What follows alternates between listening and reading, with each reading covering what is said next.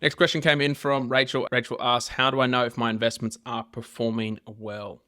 So, Rachel, there is a number of ways you can do this, but depending on what you're invested in, sometimes it's super simple and sometimes they make it a little more complicated. So if we use the example of your superannuation, because that's probably going to be the easiest one, depending on what you have invested. But if we take your superannuation account, that is invested in something. I'm not sure what it would be invested in, but it's invested in something.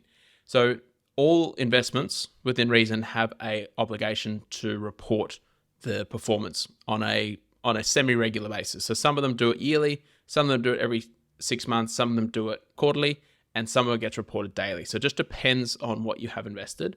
But the way I would do that is, again, using this superannuation example, is log into your superannuation account and you should be able to see a performance tab. So if you just do a quick search of whatever you're invested in, so XYZ company or XYZ superannuation fund, choose the investment option you're invested in and just search for performance. And in the performance, it's going to give you a range of time frames. So it's usually depending on how long the investment fund has been around for, but they'll usually give you a time frame of like 10 years, 5 years, 3 years, 1 year, 6 months, 3 months, 1 month. So they'll give you that time frame. And what you're looking for, it's usually expressed as a percentage return. So it'll usually say over the last 12 months, it was a percentage return. So what that means is if you invested $1,000 and it gave you a 10% return, then that's what your investment should be worth over that year time frame.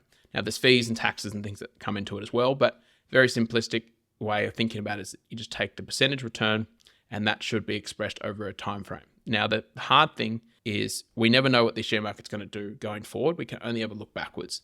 So the thing to not hung up on is always looking at what the past performance was. So it doesn't always give us a true indication of what the performance is going to be going forward, but it does tell us what the performance has over the past period of time or the previous period of time. So it will always, or not always, but it'll sometimes also give us a benchmark. So it'll say this investment fund, it has what's called a mandate and it also has a benchmark. So it might say this particular investment fund A has a benchmark that it is tracking against. So it'll say, this is a particular investment that we are benchmarking ourselves against, and this is what the benchmark performance was, but then this is what our performance was. So we can kind of see and compare the two of, okay, well, how did it perform compared against other investments in its similar asset class, but then how did it perform against its benchmark as well?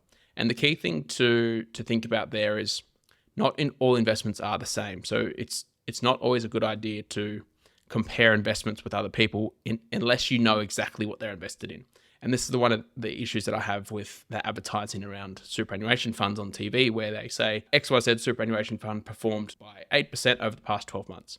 But they don't always tell you the investment option that it's invested in. So they just name the superannuation fund or the investment fund. They don't say the investment option that it's invested in. So if you're talking with someone at work about how their superannuation is performing or how their investment is performing, and they say, look, I've got X return on my investments over the past 12 months, and then you look at yours and it's something different, it's always good to ask that follow-up question of, okay, well, what exactly are you invested in? Because you might be invested in something completely different that your investment returns might be appropriate for how it's invested versus someone else that it might be appropriate as well. So it's not always easy to compare against, or you shouldn't always compare against other people's investments. But that'd be my suggestion. Contact your superannuation fund, log into the website, and you should be able to see it.